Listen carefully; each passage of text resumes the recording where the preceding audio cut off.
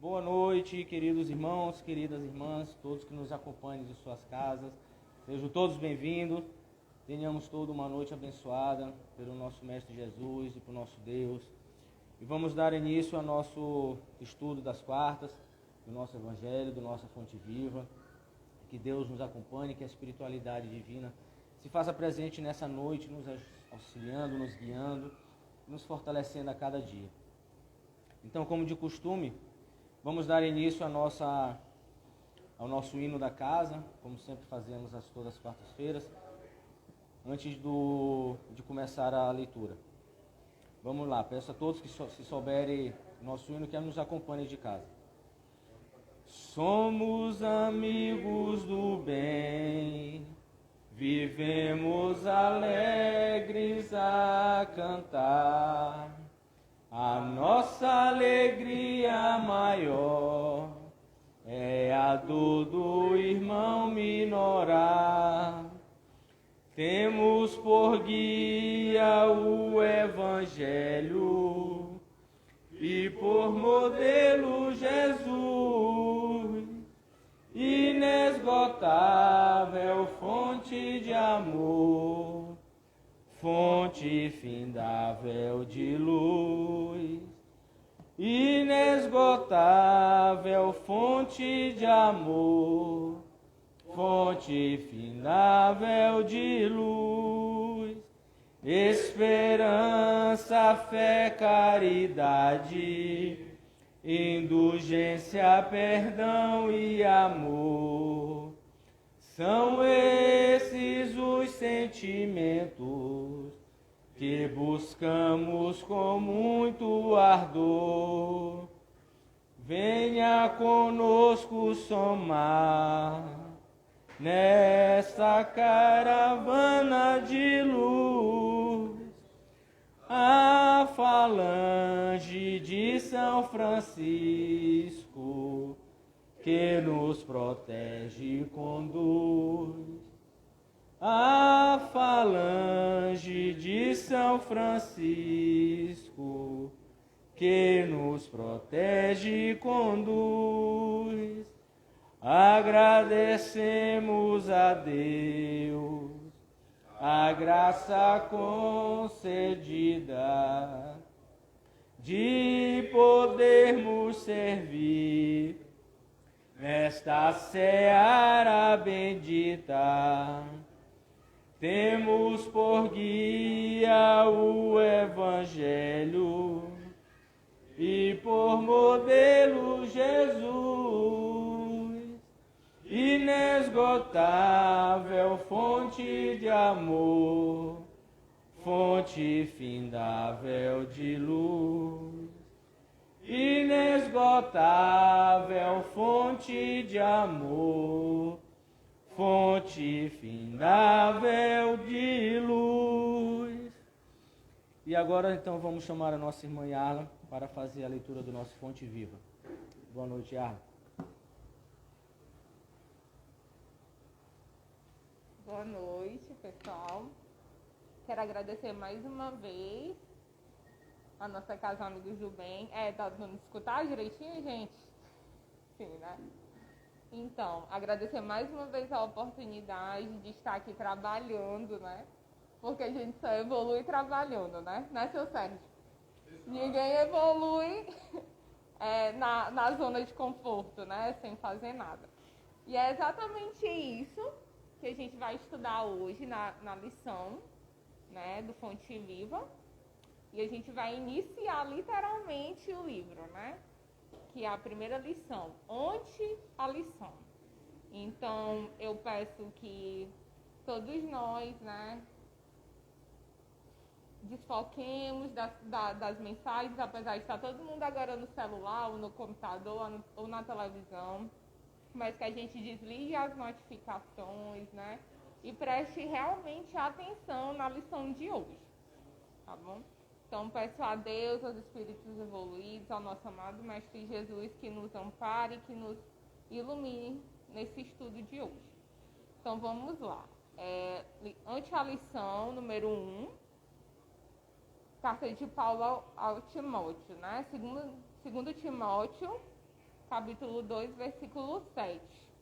Considero que te digo, porque o Senhor te dará entendimento em tudo. Ante a exposição da verdade, não te esquives a meditação sobre a luz que recebe. Quem fita o céu de relance, sem contemplá-lo, não enxerga as estrelas. E quem ouve uma sinfonia, sem a brilha acústica da alma, não lhe percebe as notas divinas. Debalde escutarás a palavra inspirada de pregadores ardentes. Se não descerrares o coração, para que o teu sentimento mergulhe na claridade bendita daquela. Inúmeros seguidores do Evangelho se queixam da incapacidade de retenção dos ensinos da Boa Nova, afirmando-se ineptos à frente das novas revelações. E isto porque não dispensam maior trato à lição ouvida, demorando-se ao longo do tempo na província da distração e da leviandade. Quando a câmara permanece sombria, somos nós quem desata o ferrolho à janela para que o sol nos visite. Dediquemos algum esforço à graça da lição, e a lição nos responderá com as suas graças. O apóstolo dos gentios é claro na observação. Considero que te digo, porque então o Senhor te dará entendimento em tudo. Considerar significa examinar, atender, refletir e apreciar. Estejamos, pois, convencidos de que, prestando atenção aos apontamentos do Código da Vida Eterna, o Senhor, em retribuição à nossa boa vontade, dar-nos-á entendimento em tudo. Então, aqui nessa lição, psicografada por Francisco Cândido Xavier pelo Espírito de Emmanuel, quem não conhece, a gente sempre inicia o nosso Evangelho com esse livro, porque Emmanuel ele traz de uma forma muito lúcida algumas lições tiradas de versículos do Novo Testamento, onde a gente tem claramente a dádiva de Jesus entre nós.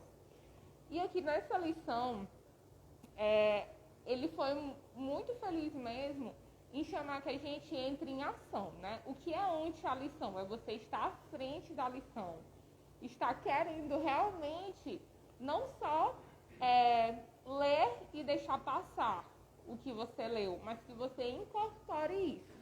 E aqui, nas primeiras frases que ele fala, ele escreve: ante a exposição da verdade, não te esquives a meditação sobre a luz que recebe.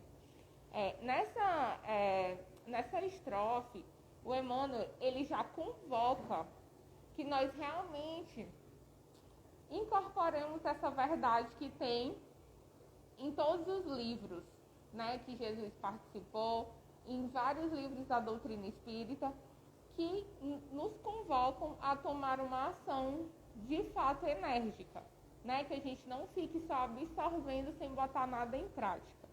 E aqui ele fala: quem fita o céu de relance sem contemplá-lo, não enxerga as estrelas, e quem ouve uma sinfonia sem a brilha acústica da alma, não lhe percebe as notas divinas.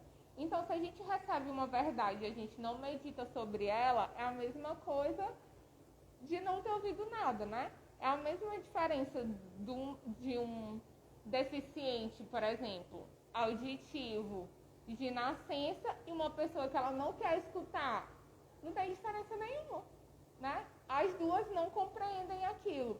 E assim, às vezes, quando a gente está debatendo algo com alguma pessoa, que você percebe que ela já está convicta da postura dela, é muito difícil você demover ela daquela opinião, porque ela não quer ser convencida, Ela não quer entrar em contato com a nossa opinião, com os nossos pensamentos e esclarecimentos. E é desta forma, gente, com a nossa própria vida, com essa existência. Se você não percebe o que está acontecendo em volta de você, mesmo que Deus te mande, entre aspas, vários sinais que as pessoas pedem: ai meu Deus, me dá um sinal para eu saber se isso está certo. Às vezes está tudo colaborando para que você tome um caminho, mas você simplesmente não quer entrar em contato com aquela verdade. Então você não vai estar ante esta lição, Você vai estar em qualquer lugar, menos ante a lição. Então, aqui, debalde escutará a palavra inspirada de pregadores ardentes, se não descerrares o coração para que o teu sentimento mergulhe na claridade bendita daquela. Então, a gente pode escutar as palavras mendistas dos palestrantes, dos pregadores, mas se o nosso coração, nossa mente não estiver aberta, nada vai acontecer.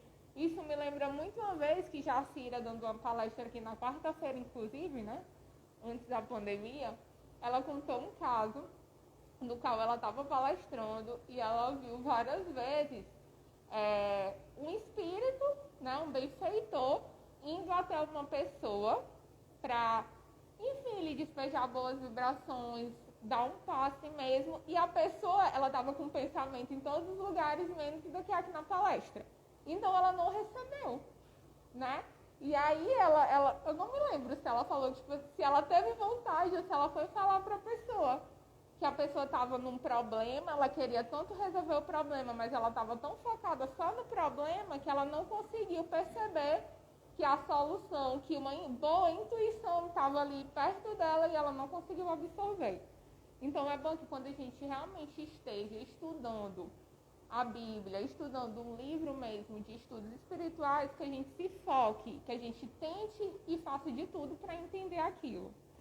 Inúmeros seguidores do Evangelho se queixam da incapacidade de retenção dos ensinos da Boa Nova, afirmando-se ineptos à frente das novas revelações. E isto porque não dispensam maior trato à lição ouvida, demorando-se longo tempo na província da distração e da leviandade. Então, tem muita gente, né, que não estuda a Bíblia, que não estuda as obras básicas do Espiritismo, porque acha difícil, gente, né? E nem tudo na nossa vida é fácil, não é mesmo? Assim, a gente pode até entender a própria fisiologia do nosso cérebro. O nosso cérebro, ele realmente foi não é nem criado, ele foi se adaptando às zonas de conforto, né? Porque é muito mais fácil a gente sobreviver do que a gente crescer. É muito mais fácil você fugir dos seus problemas do que você enfrentar. Porque isso preserva a sua vida. Preserva, talvez, até por um curto tempo, a sua sanidade mental. Mas depois de um tempo, você só vai ficar daquele jeito. Você nunca vai evoluir, né? E qual é um dos principais focos da reencarnação? É que a gente evolua. Então, em um momento, a gente vai entrar assim, em contato com os nossos problemas, com as nossas dores, e a gente vai precisar superar tudo isso para evoluir. E uma delas é a gente superar, às vezes, a preguiça, como ele fala aqui, a distração, né, que é a procrastinação, que agora está super na moda, né? A gente, vence a procrastinação. Às vezes é a preguiça, né? É o fato de você não querer entrar em contato com o que te dói e o que te faz evoluir. Mas você só vai crescer se passar por isso, né? É como qualquer fase de crescimento. Quando a criança ela começa a estudar. Muitas crianças, quando saem de casa e vão para a escola, elas adoecem. Porque realmente é uma fase do crescimento. Ela mudou de ambiente, agora ela está em contato com milhões de coisas que não tinha em casa. Mas ela precisa daquele contato com outras pessoas para ela evoluir, né? Contato social e tudo mais. E entre outras coisas da nossa vida. Quando a câmara permanece sombria, somos nós quem desata o ferrolho à janela para que o sol nos visite. Então, se a gente realmente não fizer essa reforma íntima, se nós não realmente abrimos o ferrolho da nossa alma, do nosso entendimento, para que a gente viva, de fato, essa verdade, é impossível. É como tem até uma lição, se eu não me engano, na lição 168, que lá diz que é impossível Deus ajudar uma pessoa que não quer ser ajudada. Nem Deus ele ajuda uma pessoa que não quer ser ajudada. Então, a gente precisa desse movimento, né? Como Jesus falou, conhecereis a verdade e a verdade vos libertará. Em nenhum momento ele falou que a verdade era fácil de ser praticada, de ser incorporada. Então, que a gente não seja como aquelas sementes da parábola do semeador, que o semeador saiu a semear e as primeiras sementes ele jogou em lugares que elas não frutificavam, ou que elas começavam a frutificar e morriam. Mas que a gente, mesmo que em solo não feche, a gente consiga resistir a isso e realmente crescer. Então, o que eu peço aqui, né, já para finalizar, é que a gente realmente dedique o esforço à graça da lição. E aí sim a lição vai responder as suas graças para a nossa vida. Então, que a gente não se intimide com a lição, que a gente não se intimide com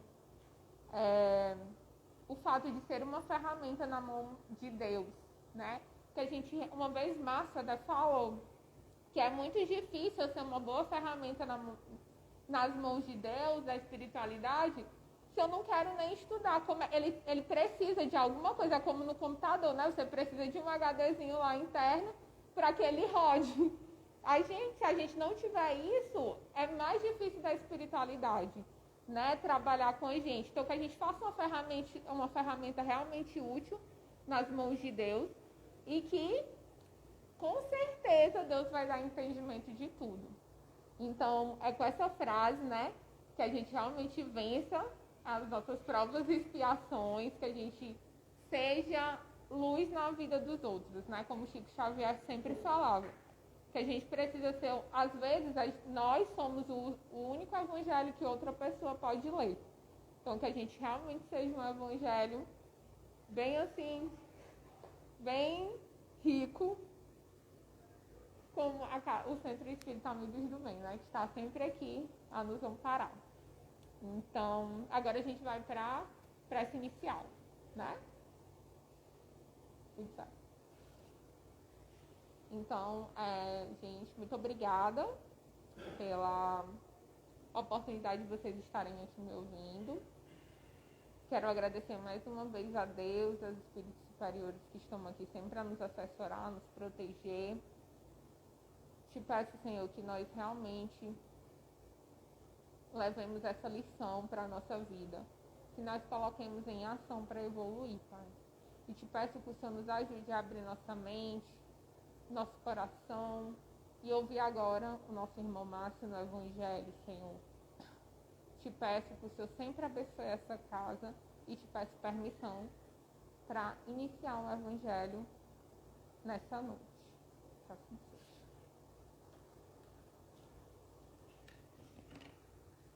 Com vocês, Márcio.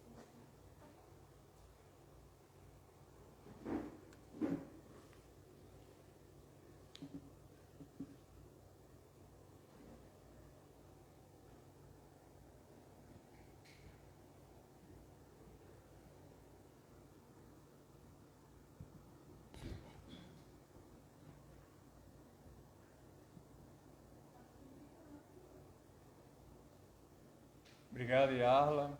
Boa noite a todos.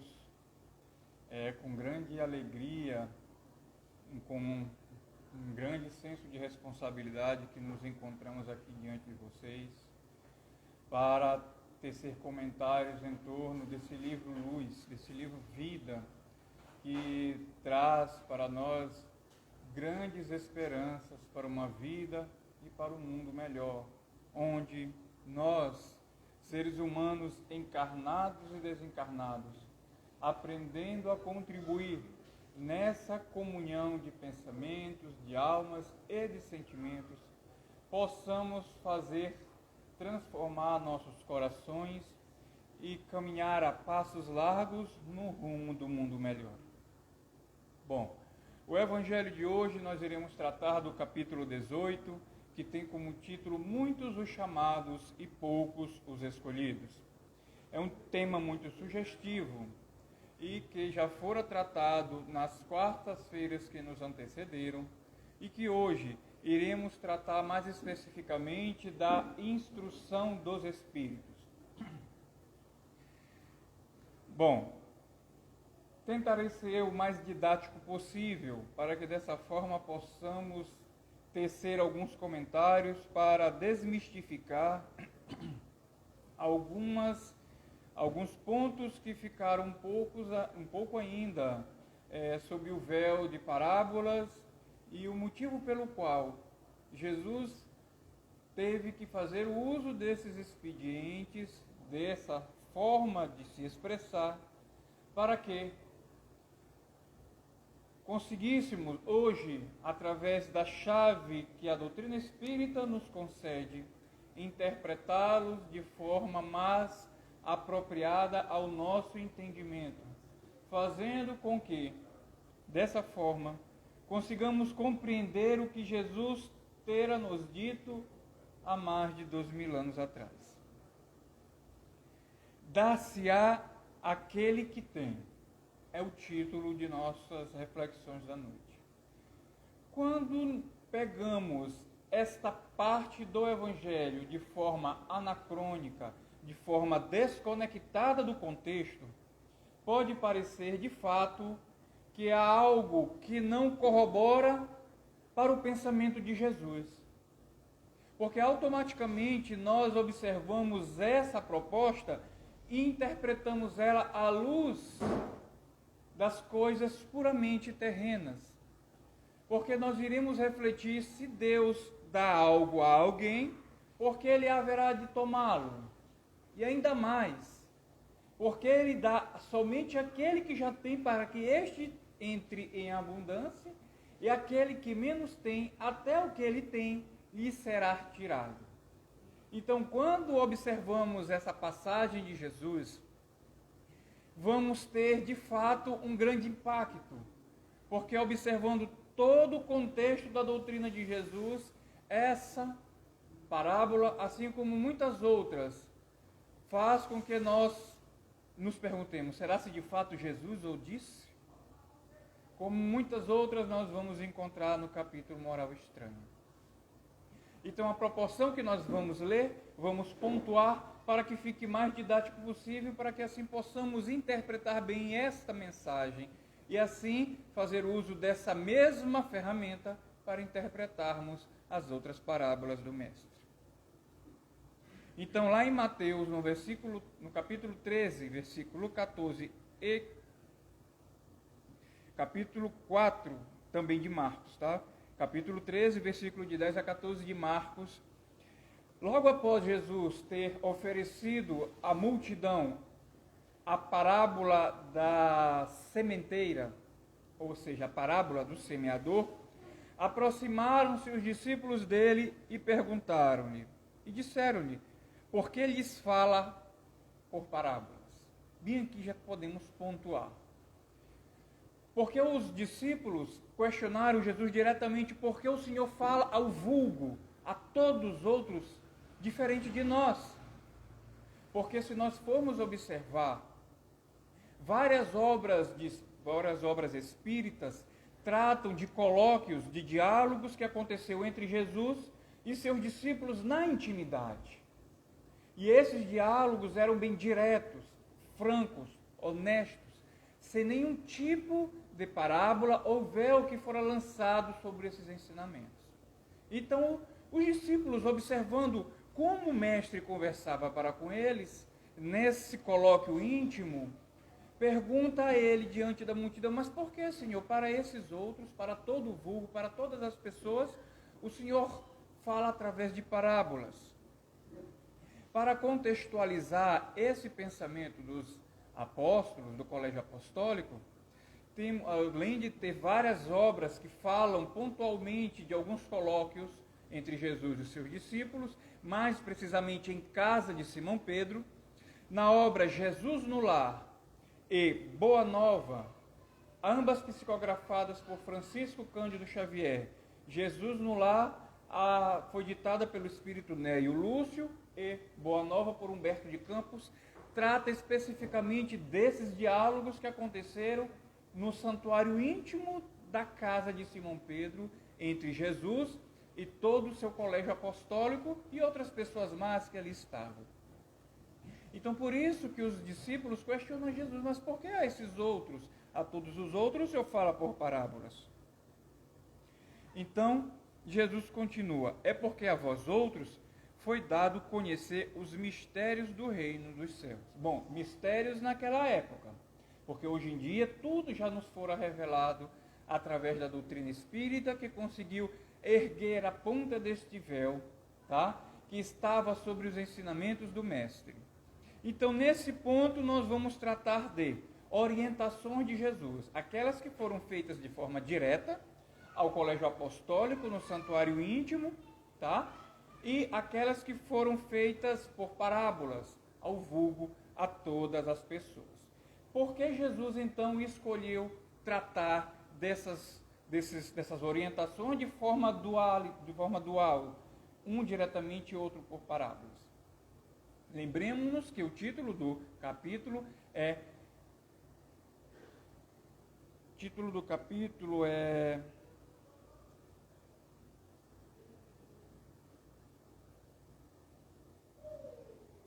Muitos os chamados e poucos os escolhidos. Então, quando a gente pergunta como é que foram escolhidos, será se foram de forma arbitrária? Será se foi de forma simplesmente diferenciando dos outros? Não.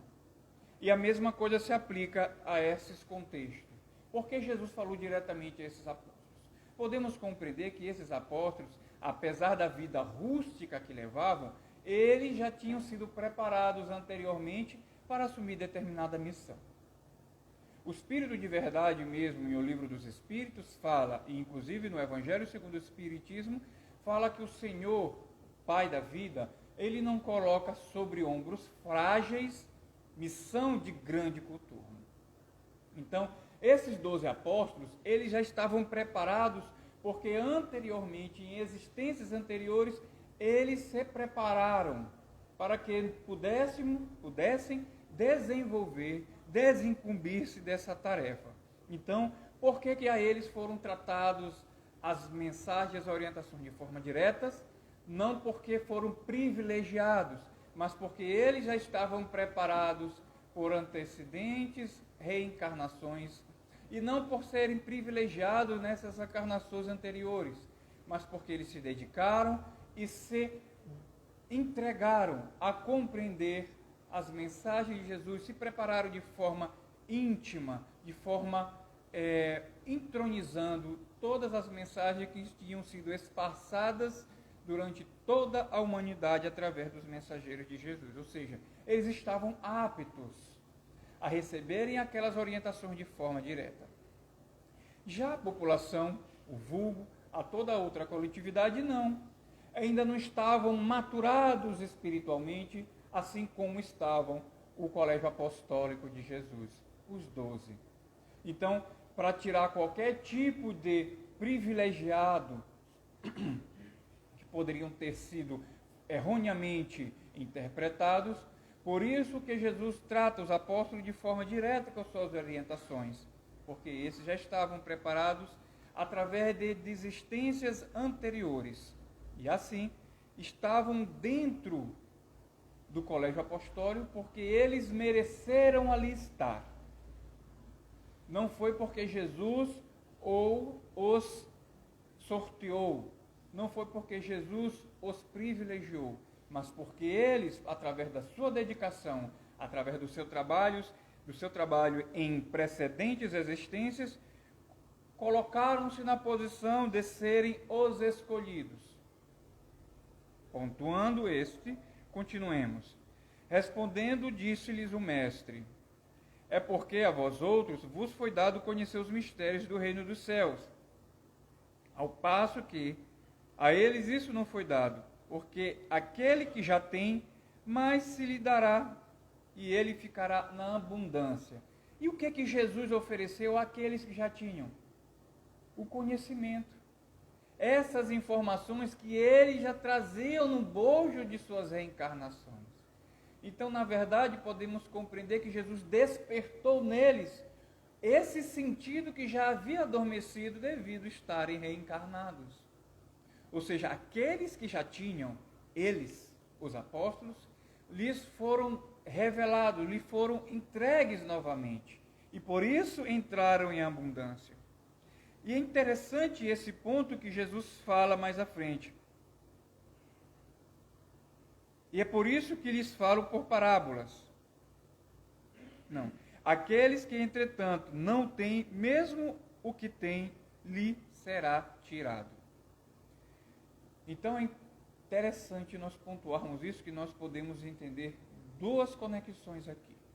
A primeira é justamente que, como o mestre fala em outra oportunidade, que eles não deveriam jogar pérolas aos porcos. Por quê? Porque eles não saberiam qual seria a utilidade providencial para aquelas informações.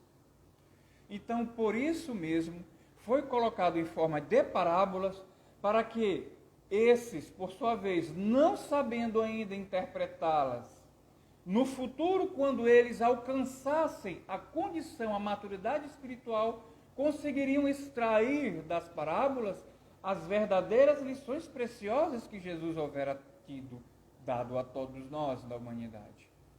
E, em segundo ponto, preservando essas mensagens, para que aqueles que continuassem, os fariseus, ou as pessoas interessadas em deturpar a mensagem do Mestre, pudessem passar aquelas parábolas de forma a não modificá-las, porque eles não iriam compreender. E aqui Jesus, observando a característica humana ainda, consegue transmitir esses ensinamentos através das existências. Primeiro, observando que esses que não tinham condições ainda espiritual de entender, mas futuramente o entenderiam, e dando a eles a salvaguarda de, nesses ensinamentos, não terem sido deturpados por seus detratores. Então deixou ali de forma velada, e para que aqueles que tivessem olhos de ver não vissem, e aqueles que tivessem ouvidos de ouvir não ouvissem, para que eles não deteriorassem a mensagem, para que nós outros, quando chegássemos no futuro próximo, que já tivéssemos a maturidade espiritual de compreender o que estava no bojo das parábolas, pudéssemos decodificá-la. E hoje em dia, através da doutrina espírita, com essa ferramenta que ela nos outorga, pudéssemos compreender, sim, melhor as parábolas do Mestre. E ele continua: é por isso que eles falam por parábolas, porque vendo nada veem e ouvindo nada entendem, nem compreendem. Aqui ele não fala mais das pessoas que não tinham capacidade de compreender naquela época, mas para esses outros, para os detratores que eu houvera tido falado agora há pouco, para que eles não deturpassem a mensagem. E neles se cumprisse a profecia de Isaías, quando, lá em Isaías, no capítulo 6, do versículo 9, ele diz: se ouvireis com os vossos ouvidos e nada entendereis, olhareis com os vossos olhos e nada vereis. Então, observe a grandiosidade do pensamento de Jesus e da sua prudência. Primeiro, oferecendo oportunidade a nós outros que não tínhamos capacidade nem condição de entender, porque ainda não tínhamos alcançado a maturidade espiritual que o colégio apostólico já havia alcançado. Então, e fazendo com que esses ensinamentos ficassem velados, encriptados nas parábolas, para que mais tarde, quando nós, que naquela época não tínhamos ainda condição, maturidade espiritual para entender, hoje pudéssemos entender, e ele encriptado passasse na frente dos detratores, eles não conseguissem interpretar, e achasse que ali seria somente uma fantasia ou qualquer coisa da mente de Jesus. Mas ali estava, na sua essência, a sua moral, o seu ensinamento de grande nobreza. Tende muito cuidado com o que ouvis, porquanto usarão para convosco a mesma medida. Isso aqui é uma recomendação que o Mestre Jesus nos oferece. E um aviso, mais uma vez, falando dos nossos julgamentos, para que nós tivéssemos cuidado com aquilo que nós ouvimos. Olha como hoje em dia isso é providencial. Tomem cuidado com o que ouvem, tomem cuidado com o que vejam, porque com a mesma medida que usarem, tanto de forma positiva como de forma negativa, usarão para convosco. E o Cristo acrescenta. O Marcos, o evangelista Marcos acrescenta. E acrescenta ainda vos acrescentará. Ou seja, não será somente aquilo que a gente julgou, mas ainda aqueles detratores que irão usar do mesmo jugo para conosco, ainda irá aumentar ainda, ou seja, como se fosse uma penalidade pela nossa falta de escrúpulos, pela nossa falta de consciência e de respeito com as informações que nós vemos, com as informações que nós observamos. Então, o Espírito amigo que assina essa mensagem, ele vem justamente interpretar de forma mais apropriada para que pudesse esse ensinamento que estava velado, encriptado nessa parábola, pudesse vir a nós e nós compreendêssemos melhor. Então, o espírito que mais tarde nós iremos descobrir, que era o espírito da veneranda Joana de Ângeles, que já naquela época tratava dos ensinamentos e corroborava com o espírito da verdade, vem dizer-nos: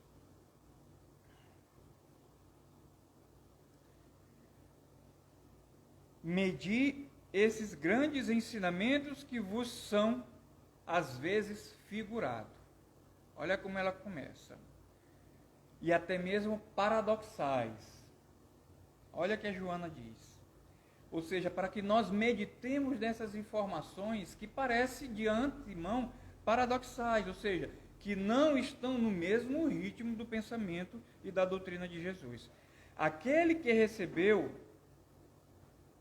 é o que possui o sentido da palavra divina. Ou seja, que quando nós observarmos essas mensagens de Jesus, nós temos que saber o sentido da palavra divina. E aqui o sentido nós podemos interpretar de duas formas. O sentido do sentir,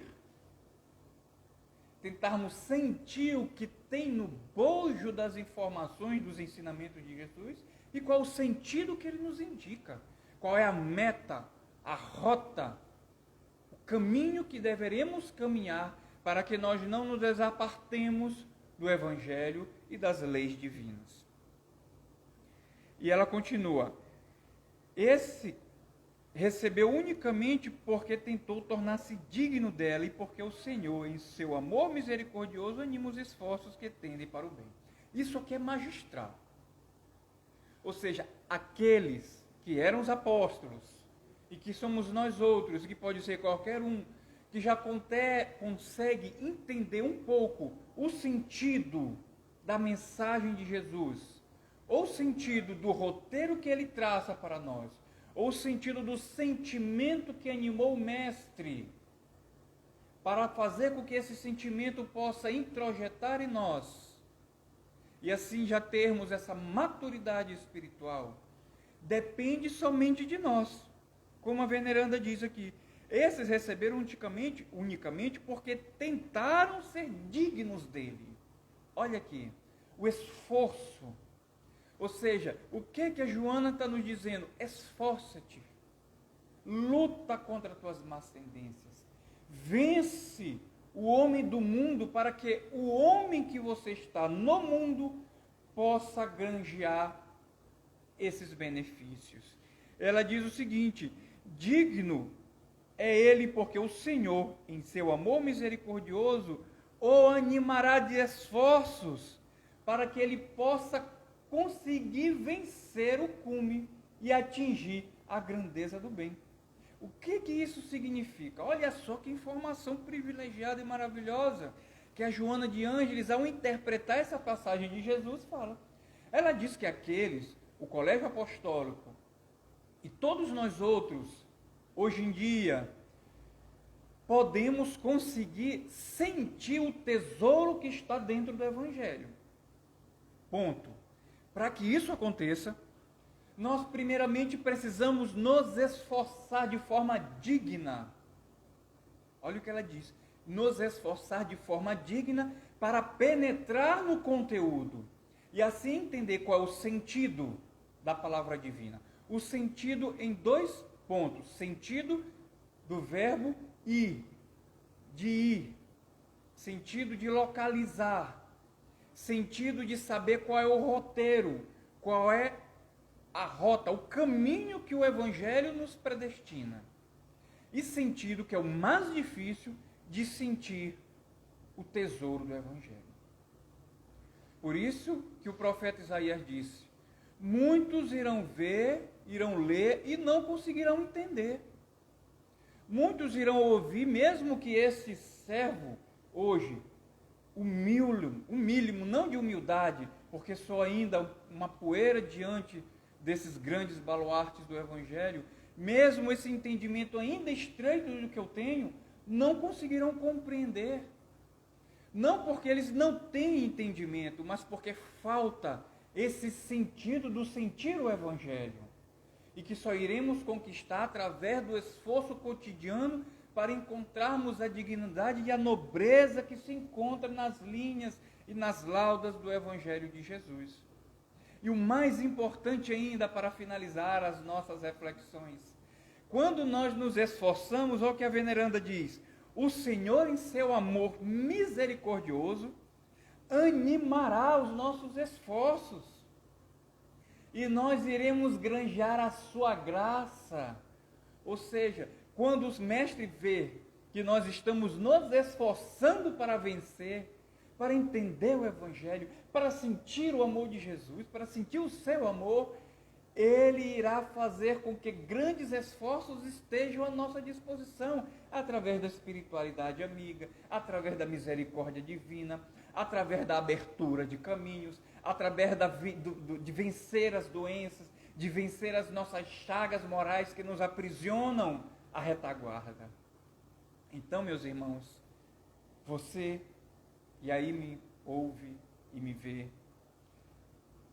também tem essa capacidade, também tem essa condição. Se hoje não tem ainda, não é porque o Mestre Jesus ou Deus privilegiou a uns e a você, não. Mas é porque ainda lhe falta, assim como a mim, grandes e melhores esforços para conseguir vencer a mim próprio, vencer as sombras que ainda dominam as minhas ações e as minhas condutas, para que eu possa me tornar um indivíduo melhor, um indivíduo humano. E lembrando que o Papa Leão I falou, ele nos mostrou que Jesus, ele não veio para o mundo para mostrar a sua divindade. Muito pelo contrário, Jesus, ao pisar e a conviver conosco no mundo, ele foi tão humano, foi humano na essência da palavra, que se tornou divino. E nós queremos fazer o caminho contrário. Nós queremos ser santos antes de ser humanos. Então, nós apelamos hoje para a consciência humana de cada um. Independente de quem é, de quem seja, que nós respeitemos o próximo, que nós respeitemos aquele a quem discorda de nossos pensamentos, de nossas ideias. Nós podemos discordar de todos, mas que isso não signifique inimizade, más tendências, que isso não signifique construirmos pontes, construirmos paredes ao invés de pontes.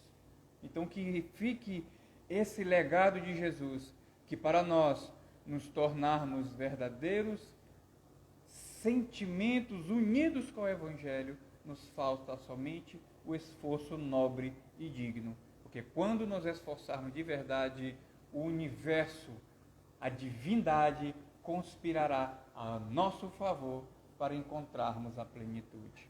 Muita paz. Então, meus irmãos, gostaria de convidar a todos nesse momento para fechar os nossos olhos e entrarmos em comunhão com Jesus. E assim, em comunhão com Cristo, rogarmos hoje por esse aspecto de nossa vida que tanto necessitamos e tanto nos faz falta. O Evangelho e os benfeitores nos falam que para nós nos tornarmos santos basta a nossa vontade sincera. Ouvimos tantas mensagens dos Espíritos amigos que dizem que nós fazemos somente o que queremos, mas quando começarmos a fazer o que podemos, colocar de fato os nossos potenciais divinos em benefício do bem, faremos grandes obras. Jesus amado, Mestre querido, abra nossos corações, Senhor, para que o Teu Evangelho possa penetrar. Ensina-nos, Mestre, a sermos bons, a sermos nobres, a sermos corretos, a sermos dignos de sermos chamados Teus servos. Obrigado, Jesus querido, pela Tua magnanimidade em nossas vidas. Obrigado, Jesus querido, pelas Tuas obras em nossas vidas. Obrigado, Senhor, por todas as bênçãos que nos concede todos os dias e pelo mal, Senhor, que não nos acontece, pela intervenção divina em nossas vidas e como o Livro dos Espíritos fala, o Pai da vida interfere em nossas vidas de forma tão sutil, de forma tão delicada, que nós não percebemos, mas a digital da divindade se encontra em todos os momentos de nossas vidas, conspirando a nosso benefício em favor da nossa felicidade. Jamais nos esqueçamos disso. Jamais nos esqueçamos que temos um Deus em nossas vidas. E esse Deus é amor incondicional, é misericórdia, mas também é justiça. E a providência divina, através dos espíritos superiores, dizem-nos: no mundo não há inocentes. Todos nós temos algo a resgatar e a provar e a expiar. E quando a dor bater a nossa porta, entendemos-la e lutemos para que possamos vencê-la. Mas jamais maldizendo a Deus, a Jesus e a nossa má sorte. Porque se existe uma má sorte, são nossas condutas reprováveis que depois reverberam em nossas vidas, retornam em nossas vidas através de provas, dores e expiações. Nós somos os senhores dos nossos destinos.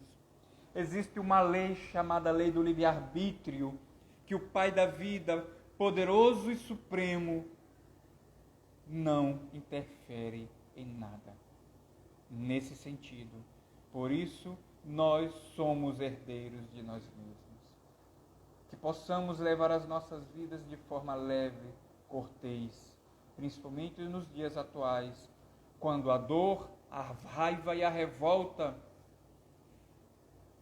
estão na humanidade, que possamos ser o alento, que possamos ser a palavra amiga, que possamos ser, como Francisco de Assis nos propõe, a paz no meio da guerra, a luz no meio das trevas e o amor, a caridade no meio de tanto egoísmo e de tanta perturbação.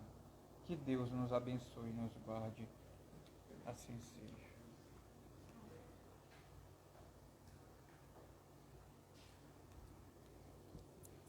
Queria primeiramente pedir desculpa a todos que nos assistiram, que tivemos um problema hoje na nossa transmissão do YouTube, mas que na próxima quarta-feira estaremos de volta nos 2 canais para fazer a transmissão. Agradecer a nossa irmã Yarla e ao nosso irmão Márcio pelas palavras proferidas nessa noite e que tenhamos todos um bom restante de semana, que Deus nos abençoe, nos proteja e nos conduza sempre.